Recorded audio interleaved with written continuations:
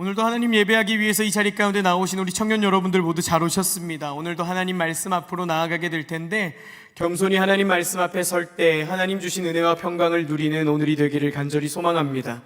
아시는 분도 있으실 것 같은데 중세 시대부터 오늘날까지 기독교 신학의 큰 기둥 역할을 하고 있는 어거스틴이라는 신학자가 있습니다.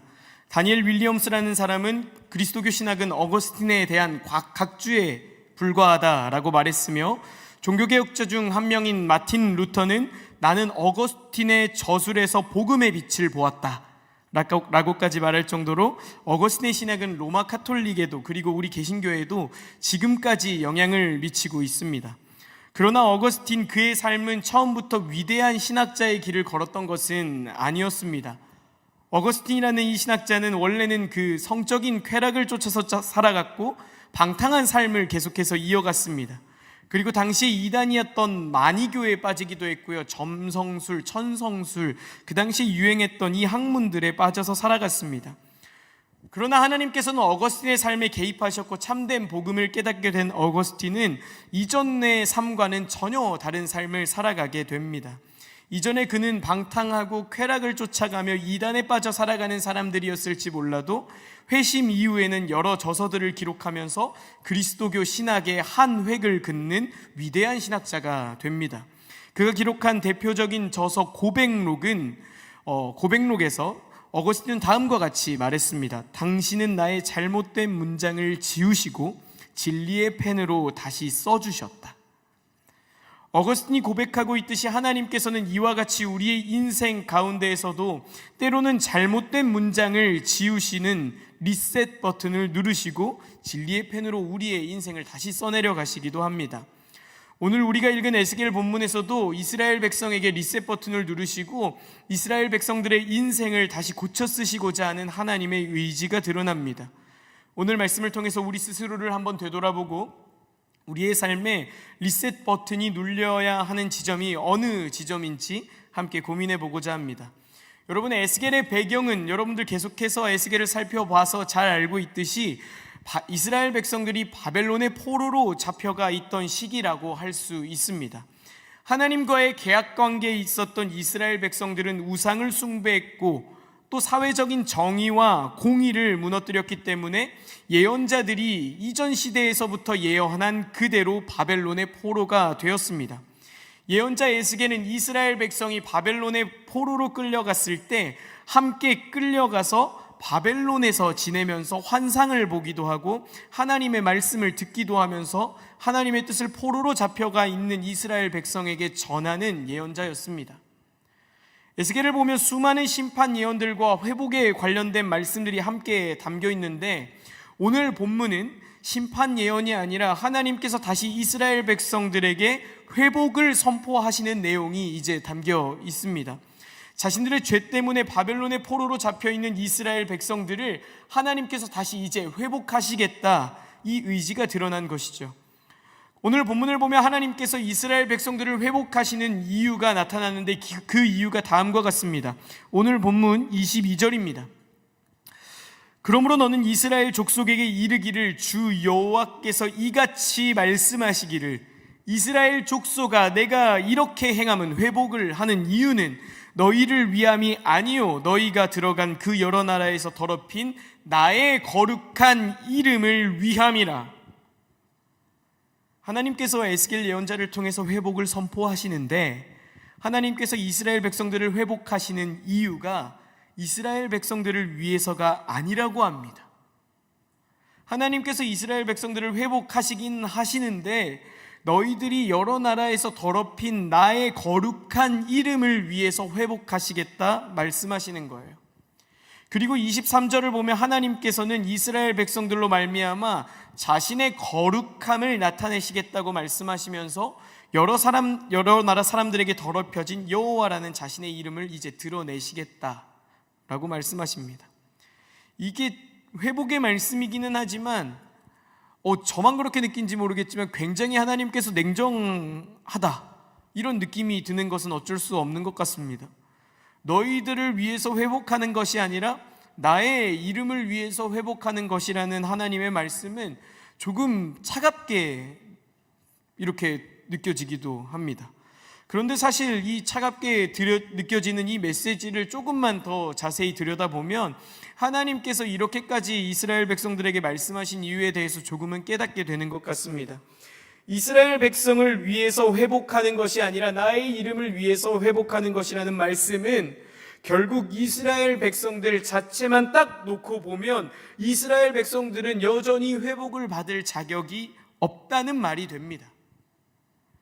바벨론 포로 시기에 기록된 에스겔 말씀에 여전히 심판에 관련된 말씀이 남아있거든요. 회복에 관련된 말씀만 있는 게 아니라 이 포로로 생활하는 이스라엘 백성에게, 심판받고 있는 이스라엘 백성에게 여전히 심판에 관련된 메시지들이 기록되어 있다는 것은 여전히 이스라엘 백성들이 하나님의 백성답게 살아가지 못하고 있다는 것을 드러내고 있다고 할 수 있습니다. 그리고 우리가 계속해서 살펴보겠지만 오늘 본문 이후의 말씀들을 보면 하나님께서 이스라엘 백성들을 회복시키면서 이스라엘 백성들 새롭게 하시겠다고 말씀하십니다. 이 말은 결국 이스라엘 백성들이 새로워졌기 때문에 하나님께서 구원하시는 것이 아니다라는 의미이죠.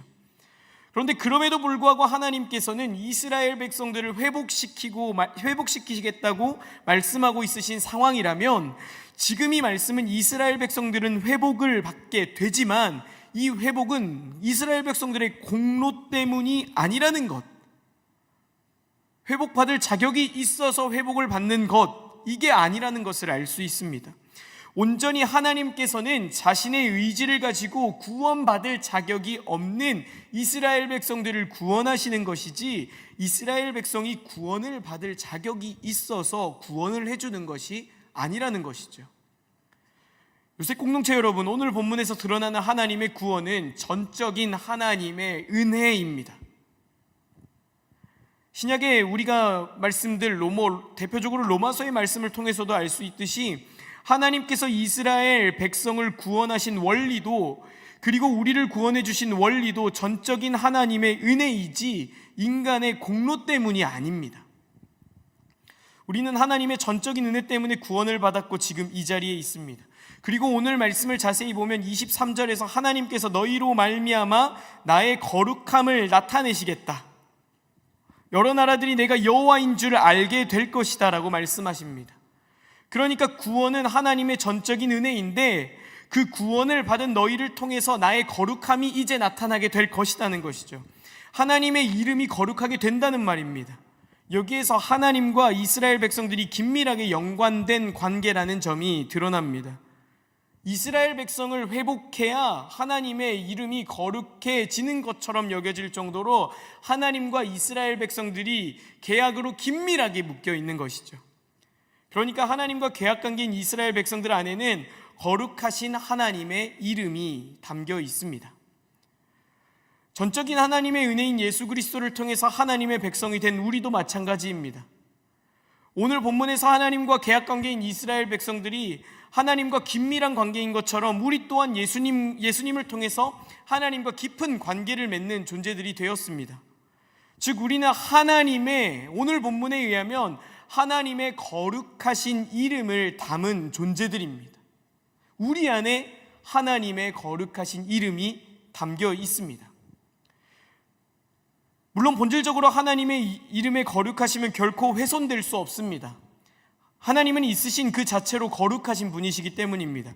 그러나 하나님의 이름을 담고 있는 우리는 거룩하신 하나님의 이름이 훼손되는 것처럼 보이게 만들 수는 있습니다.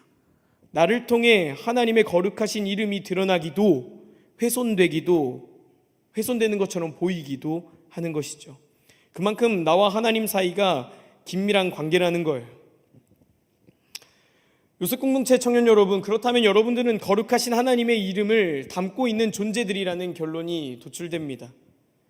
그렇기 때문에 여러분들이 하나님의 이름을, 거룩하신 이름을 담고 있는 존재가 되었기 때문에 하나님께서는 이스라엘 백성들을 버리실 수 없는 것처럼 예수 그리스도를 통해서 하나님의 백성이 된 우리를 버리실 수 없습니다.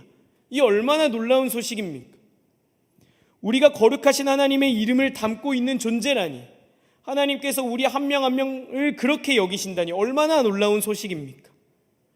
우리의 삶의 모습이 바벨론의 포로로 잡혀간 이스라엘 백성의 모습과 같을지언정 하나님께서는 결코 우리를 버리시거나 외면하지 않으신다는 거예요.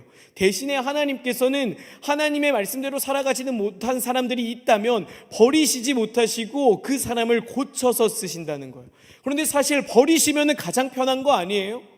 말 안 듣는 사람 그냥 내쳐내고 잘라내버리면 가장 편하시잖아요. 그런데 하나님께서는 그 수고로움을 감내하면서까지 우리를 고쳐서 쓰시겠다라고 지금 말씀하시고 그 하나님의 의지가 드러난 본문이라는 것이죠. 이스라엘 백성들을 바벨론의 포로가 되게 하시고 그들의 죄를 깨닫게 하셔서 다시 바벨론 포로에서 귀환을 시키시고 이스라엘 백성들을 회복시키신 것처럼 하나님께서는 하나님의 말씀대로 살아가지 못하는 우리의 삶 또한 리셋 버튼을 누르셔서 새롭게 하십니다. 이제 하나님께서 이스라엘 백성들을 새롭게 하시고자 하는 그 방법을 조금 살펴보고자 합니다. 먼저 하나님께서는 맑은 물을 이스라엘 백성에게 뿌려서 이스라엘 백성들을 정결하게 하십니다. 맑은 물을 뿌리신다. 여기에서 맑은 물을 이스라엘 백성에게 뿌리는 것은 정결 예식의 정결 예식을 상징화하고 있는 것이라고 할 수 있습니다. 이 예식은 민수기 19장에 이스라엘 백성들이 부정함을 씻기 위해서 붉은 암송아지를 태운 그 재를 섞어서 물을 이스라엘 백성에게 뿌리는 의식을 떠올리게 합니다. 그러니까 이스라엘 백성들의 무질서의 기간이 끝나고 새로운 국면이 이스라엘 백성에게 시작된다는 것을 말하고 있는 것이죠. 그러니까 이스라엘 백성을 정결하게 함으로써 다시금 새로운 지위를 회복시키겠다는 하나님의 의지가 드러납니다. 이 당시에 물은 생명을 상징하기도 하고 반대로 죽음을 상징하기도 했습니다. 그런데 여기에서 물은 생명을 상징하고 이 생명의 물이 이스라엘 백성들에게 뿌려짐으로써 이스라엘 백성들이 이제는 완전히 새로운 존재가 될 것이라는 점을 나타내고 있는 것이죠.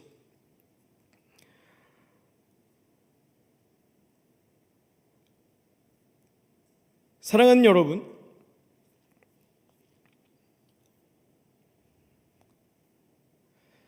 하나님의 회복은 나의 이전의 삶을 완전히 끊어버리고 생명이 되시는 하나님께로 다시금 나의 삶을 돌이키는 것에서부터 시작합니다. 우리의 삶에 하나님의 생명의 물이신 예수 그리스도가 뿌려졌다면 우리의 삶은 이전과 같아서는 안 됩니다. 우리에게는 새로운 지위가 부여되었기 때문입니다. 더 이상 우리는 죄의 노예로도 살아갈 수 없고요. 더 이상 우리는 이전의 구습을 따라서 살아갈 수 없는 존재가 되었습니다. 우리가 하나님의 회복을 경험하기 위해서는 우리의 이전의 삶의 생명의 물이신 예수님께로 향하는 그 돌이킴이 필요합니다. 그렇다면 이 시간 우리 스스로에게 질문해 봅시다. 여러분들의 삶은 어디를 향해 있으십니까? 생명의 물이신 예수 그리스도를 향해 있습니까? 여전히 이전의 구습을 따라서 이전의 삶에 여전히 시선을 두고 있으십니까? 우리의 삶을 철저하게 그리스도 앞에서 한번 되돌아보기를 소망합니다. 이 정결의식을 조금 더 깊이 이해하기 위해서는 고대 사회에서 정결과 부정이 무엇을 의미했는지를 알 필요가 있습니다. 인류학자 메리 더글라스는 그녀의 저서 순수한 위험에서 고대 사회의 정결 부정 개념이 단순히 위생관념이 아니라 한 공동체가 자신의 정체성과 질서의 경계를 표시하는 상징체계였다고 설명합니다. 그러니까 정결한 게 깨끗하고 부정한 게 더러운 게 아니라 이것은 더 심오한 차원의 경계를 이야기하고 있다는 거죠. 무언가가 부정하다는 선언은 곧 이것이 지금 있어야 할 자리 밖에 있다는 사회적 선언이기도 했다는 것입니다. 이 관점으로 보면 포로로 끌려간 이스라엘 백성이 겪은 고통은 단지 물리적 상실만이 아니었습니다. 성전 없이 정한 땅 밖에서 이방의 부정한 음식을 먹으며 살아야 했던 삶 그 자체가 정체성의 혼란이자 부정함의 체험이었을 것입니다. 자신이 있어야 할 그 정결한 땅이라는 자리, 그 밖으로 완전히 밀려난 존재라는 감각, 그것이 포로 생활의 실체였습니다. 그러므로 하나님께서 맑은 물을 뿌리신다는 것은 단지 죄를 사하는 개인적인 의식만 담겨 있는 게 아니라 너희는 다시 있어야 할 자리, 곧 나의 백성이라는 자리로 돌아왔다는 사회적이며 신학적인 지위의 재선언입니다. 둘째로, 하나님께서 이스라엘 백성들을 회복하실 때 하나님의 영을 이스라엘 백성에게 두어서 새 마음을 주십니다. 이 새 마음은 이전의 굳은 마음을 제거하고 다시 새롭게 생겨난 부드러운 마음을 의미합니다. 그러니까 새로운 지위에 맞게 살아가기 위해서는 또 한편으로는 이 마음의 변화가 필수적으로 필요하다는 것이죠. 하나님께서는 구원을 받은 이스라엘 백성으로 하여금 하나님 자신의 뜻에 반응함에 있어서 굳은 마음이 아닌 감지할 수 있는 이 부드러운 마음, 새로운 의지를 이스라엘 백성에게 창조적으로 부여하시겠다고 말씀하십니다. 다시 말해서 돌과 같은 마음이 부드러운 마음으로 변화시키겠다는 것은 내면의 변화를 의미합니다. 겉으로의 삶만 하나님을 향하는 척, 하나님의 일을 하는 척 하는 것이 아니라 내면이 하나님의 말씀을 온전히 받아들이는 부드러운 마음이 되게 하시겠다는 말입니다. 이것도 완전히 우리를 새로운 존재로 변화시키시겠다는 하나님의 의지이죠. 실제로 우리의 신앙의 형태 중에서도 겉으로는 우리가 하나님을 예배하고 하나님을 섬기며 하나님의 일을 열심히 감당하고 하나님의 마음을 품는 것 같지만 이 내면이 하나님을 향하지 않는 경우들을 발견할 수 있습니다. 하나님을 예배하지만 내면은 하나님을 온전히 바라보지 않는 것, 하나님을 섬기고 있지만 내면은 하나님과 두 주인을 동시에 섬기고 있는 것, 하나님의 일을 감당하고 있지만 내면에선 도저히 이 일을 하나님의 일로 감당하지 않고 억지로 여기고 있는 것, 하나님의 사랑을 이야기하지만 정작 내 안에는 타인을 향한, 공동체를 향한 사랑이 전혀 없는 것, 한마디로 하면 척하는 신앙입니다. 예배하는 척, 섬기는 척, 하나님의 일하는 척, 하나님의 마음을 품는 척. 그러나 하나님께서는 오늘 말씀을 통해서 맑은 물을 뿌려 우리가 생명의 물이신 예수님을 향하게 한 뒤에 우리의 내면이 변화되어야 함을 분명하게 말하고 있습니다. 더 나아가서 사회학에는 집단 트라우마라는 개념이 있습니다. 사회학자 카이 에릭슨이 정의한 이 개념은 트라우마가 개인의 내면만이 아니라 한 공동체 전체의 사회적 결속과 자기 이해를 무너뜨리는 상실 경험이라는 것을 보여줍니다. 반복된 침략과 배신, 성전과 왕정의 붕괴, 그리고 이방 땅에서의 생존이라는 이스라엘 백성의 역사를 이 렌즈로 다시 보면 그들의 돌 같은 마음은 단지 완악함으로만 해석할 수는 없을 것 같습니다. 이스라엘 백성의 돌 같은 마음은 살아남기 위해 스스로를 무디게 만들 수밖에 없었던 방어 기제로도 읽을 수 있는 것이죠. 계속되는 상실 앞에서 나라가 빼앗기고 나라가 멸망하고 성전이 파괴되고 왕이 사라지고 계속되는 상실 앞에서 마음을 닫고 마음의 문을 잠그는 것은 어쩌면 그들이 선택할 수 있었던 가장 안전한 생존 방식이었을지도 모르겠습니다. 그런데 하나님께서는 이 생존 방식, 그들이 생각하는 이 생존 방식마저도 깨뜨려 버리십니다. 나의 안전을 위해서 단단히 걸어 잠그고 있는 이 문을 열어버리십니다. 오늘 본문의 말씀은 자기 보호를 위해 닫아 걸었던 마음의 문을 다시 여셔서 그 안에 부드러운 마음을 주시고 그 안에 하나님의 뜻이 들어가게 하심으로 온전한 회복을 주시겠다는 하나님의 마음입니다.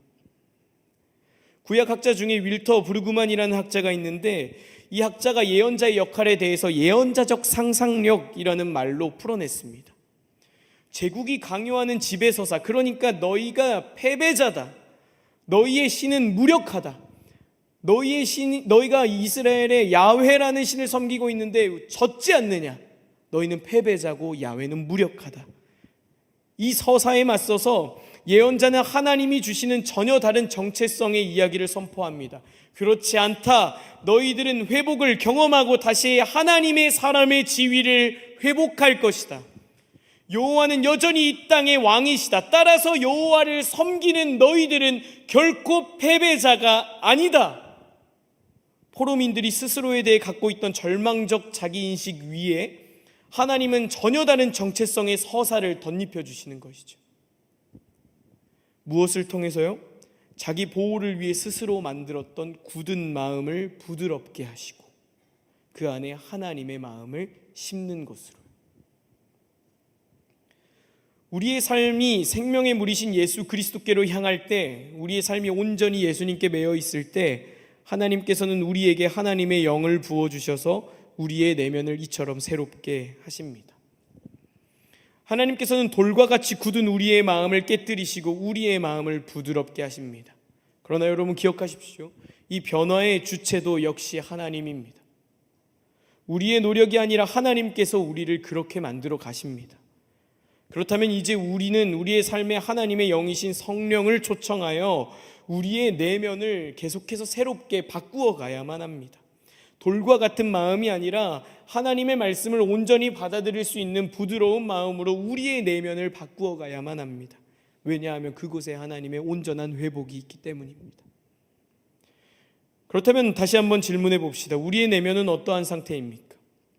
딱딱하게 돌과 같이 굳어져서 하나님의 말씀이 더 이상 이 마음밭에 심겨질 수 없는 그런 상태입니까?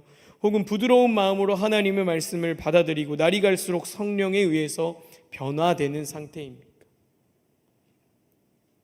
마지막으로 오늘 본문 27절은 하나님께서는 이스라엘 백성의 내면에 하나님의 영을 두셔서 내면을 변화시키는 결정적인 이유에 대해서 말씀하십니다.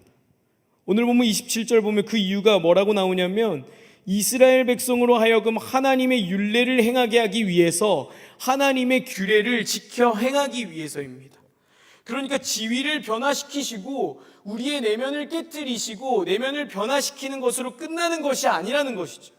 결국에는 우리의 지위를 변화시키시고 내면을 변화시키시는 이유는 하나님의 뜻대로 살아가게 하기 위해서입니다. 왜요? 굳이 왜요? 계속해서 실패하고 넘어지는 우리를 왜 계속해서 그렇게 살아가도록 우리를 변화시키시는 것일까요? 하나님께서 왜 그런 수고를 하시나요? 앞서 말씀드린 것처럼 이스라엘 백성들 안에는, 그리고 우리 안에는 거룩하신 하나님의 이름이 담겨 있기 때문입니다. 하나님의 뜻대로 살아가야만 그 이름이 훼손되지 않기 때문입니다.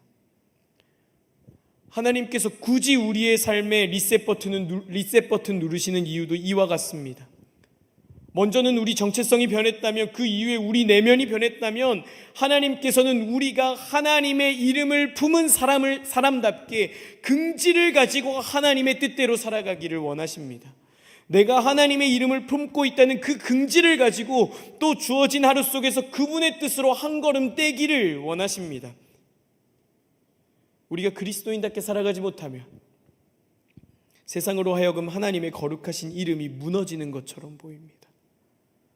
세상이 우리를 보고 거룩하신 하나님의 이름을 떠올려야 하는데 오히려 우리가 그 이름을 무너뜨리고 있는 존재가 될 수도 있다는 것이죠. 그래서 하나님께서는 레위기 19장 2절에 이렇게 말씀하시는 것 같습니다. 너는 이스라엘 온 회중에게 말하여 이르라. 너희는 거룩하라. 이는 나 여호와 하나님이 거룩함이니라. 하나님의 거룩하신 이름을 담고 있는 여러분, 한번 상상해 보십시오. 그 누구도 범접할 수 없고 우리가 예전의 설교에서도 살펴봤듯이 절대적인 타자, 인간하고 도저히 같을 수 없는 하나님의 이름이 우리 안에 담겨 있습니다. 여러분들 안에 담겨 있습니다.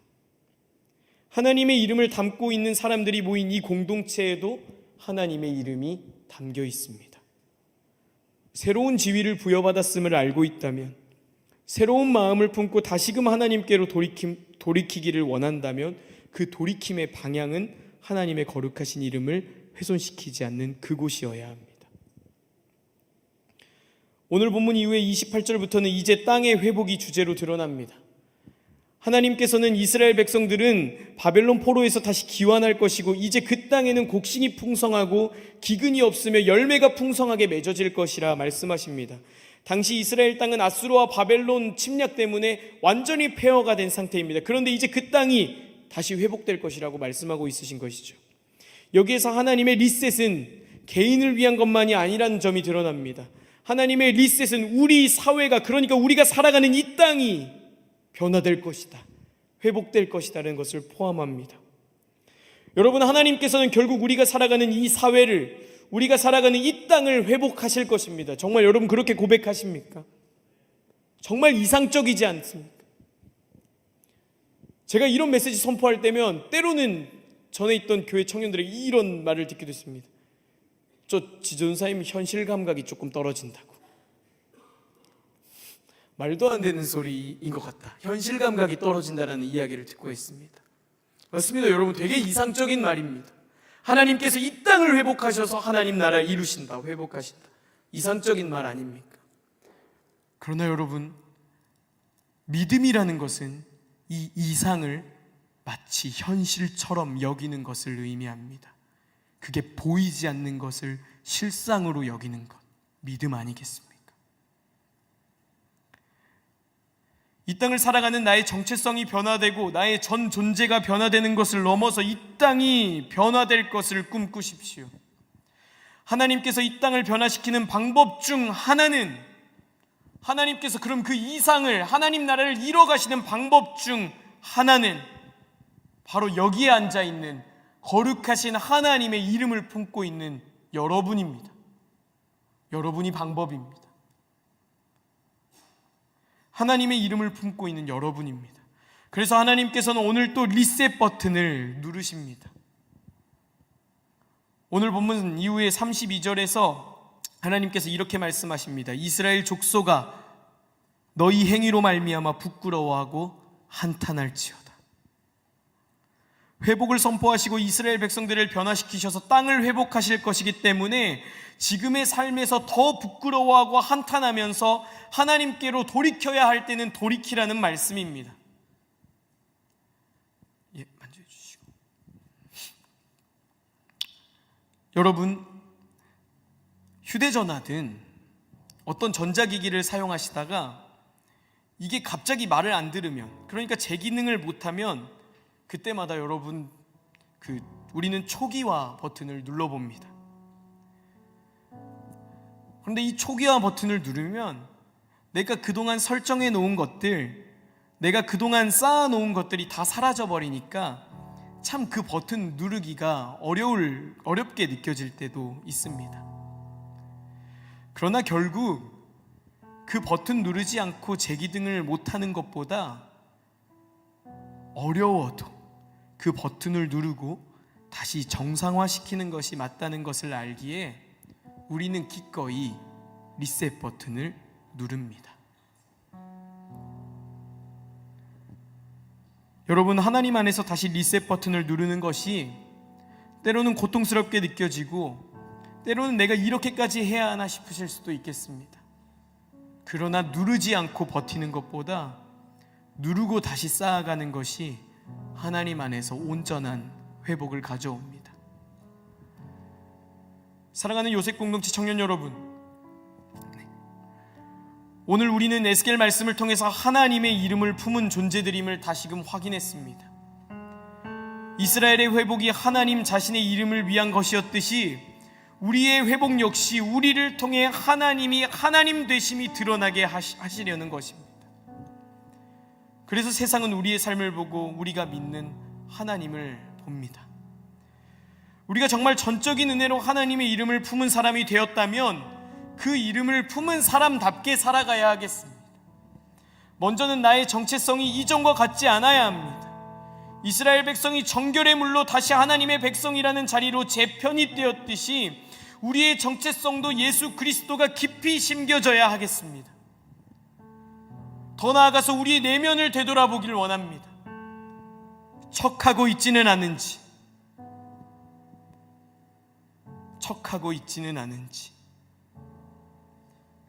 혹은 반복되는 상처와 실망 때문에 스스로를 지키려 굳게 닫아 걸었던 마음이 있다면,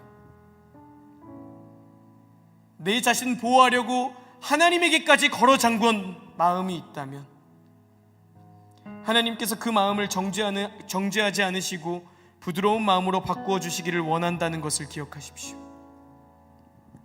우리의 내면이 새로워지지 않으면 우리의 존재는 변화될 수 없습니다. 그리고 이 회복은 나 한 사람으로 끝나지 않습니다. 하나님께서는 우리가 살아가는 이 땅, 우리가 속한 이 공동체를 회복하기를 원하십니다. 이 땅을, 이 공동체를 변화시키는 방법 중 하나는 바로 여기에 앉아있는 우리입니다. 이제 이곳에 모인 우리 모두가 자신의 정체성과 전 존재를 변화시켜서 하나님의 말씀대로 살아가기를 원합니다. 하나님의 이름을 품은 사람답게 긍지를 가지고 살아가는 그리스도인, 하나님께서 이 땅을 변화시킬 때 사용하시는 그리스도인이 이곳에서 하나님을 예배하는 우리이기를 소망해 봅니다. 우리 시간 그 마음을 가지고 조금 정직하게 하나님 앞에 섰으면 좋겠습니다. 우리의 삶을, 우리의 내면을, 우리의 전 존재를 하나님 앞에 세워봅시다.